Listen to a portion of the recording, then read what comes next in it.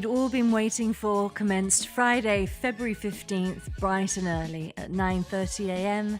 and finished this last Tuesday the 19th. With over 150 designers and creations set to storm our fashion houses through 2019. This year's event of the season was not one to be missed, but if you happen to stray from the details thus far, don't worry. FIB has got you covered with all the highlights your heart could desire.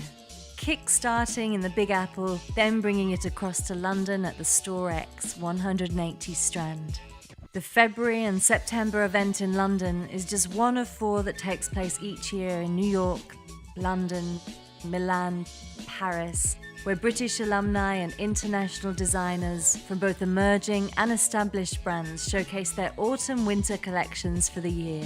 Put forth amongst a collection of modern brands, brimming with diversity out of both accessory and ready-to-wear titles, this event continuously highlights the utmost of creativity, art, and various expert accompaniment. Designer Anya Hinmarch created an installation of mesh. The idea came about from a bag she says we've designed called the Neeson. The installation was designed to involve the public in Fashion Week. Having exposure at the ready from publications, stylists, and media waiting at the end of the catwalk, no doubt the goal is for brands to headway these relationships by making a stamp on the runway with their collections at London Fashion Week. And it's just the place to do it.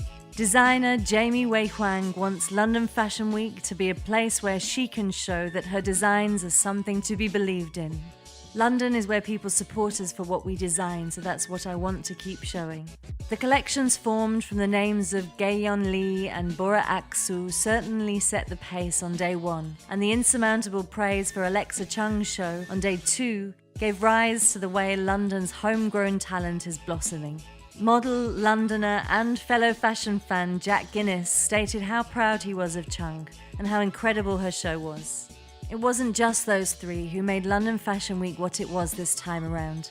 The star-studded lineup of creatives included A.W.A.K.E Mode, Matty Bovan, Shu Shi, 16 Arlington, House of Holland, Burberry, Vivienne Westwood, Amelia Wickstead, Regina Pio, and Victoria Beckham.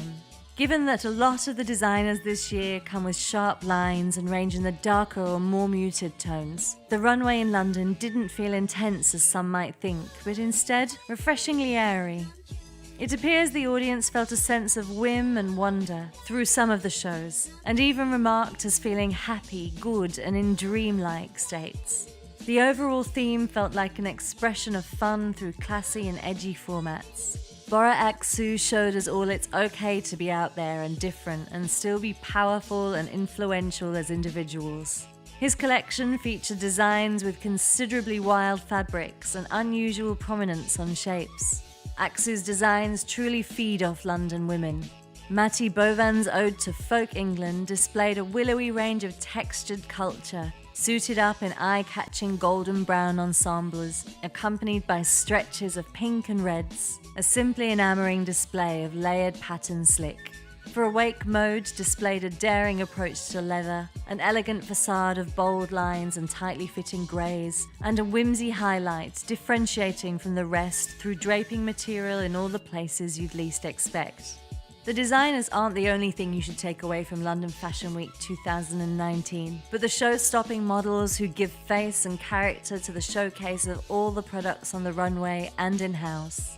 Gigi Hadid and Irina Shayk took to the runway with big-name stars like Susanna Lau and the Beckham crew looking on. Breakout models Ugbad Abdi and Primrose Archer strutted up a storm alongside them. Black, svelte styles and a combination of 70s and 80s design reborn seems to be the theme of what we can gather from Alexa Chung's courageous design effort this season. Chung embodies the notion that young fashion talent is the lifeblood of the industry and its future. Voluminous glamour is encasing this season as a steady up-and-coming fixture, creating a new wave of almost a British couture.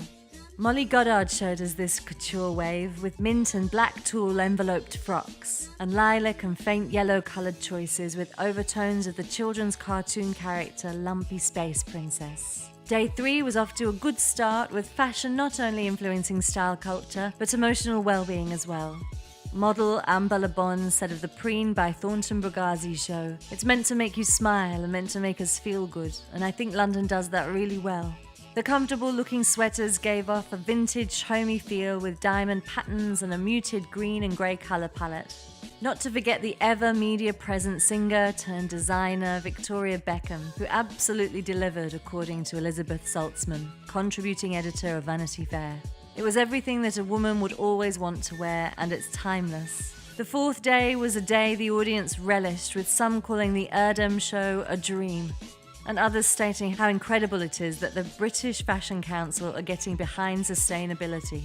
The creative director of Mother of Pearl, Amy Powney, said it's about creating a fun event that's waste-free. This isn't just about fashion brands making a change, it's about an entire mindset. Finishing off on a high, PushBUTTON, the most popular designer label for women and men in Seoul, gave us a futuristic envisagement with its fun and quirky designs. Unusual to look at, but hard to take your eyes off. And I suppose that's exactly what impactful fashion is supposed to do.